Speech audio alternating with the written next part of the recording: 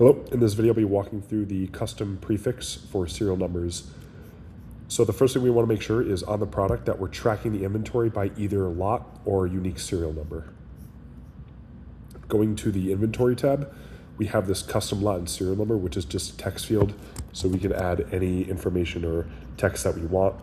However, if we hover over the question mark, we can see that there's a legend for the prefixes.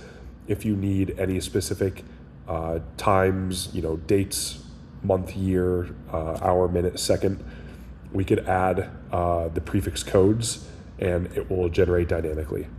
So to show that, I'm going to add the day, month, and year. So I can add the prefix code followed by a comma and add all of the different prefixes that I want. So I'm going to go ahead and save. And now I'm going to purchase this item.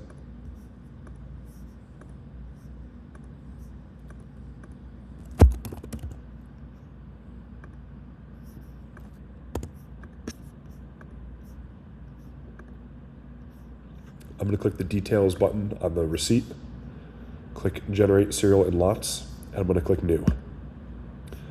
And we can see that the prefix is pulling today's date, so the 26th of May, 2026, followed by the number of serial numbers we have for this product. I can go ahead and click generate, see the prefix stays the same and the sequence is changing. I'll click save.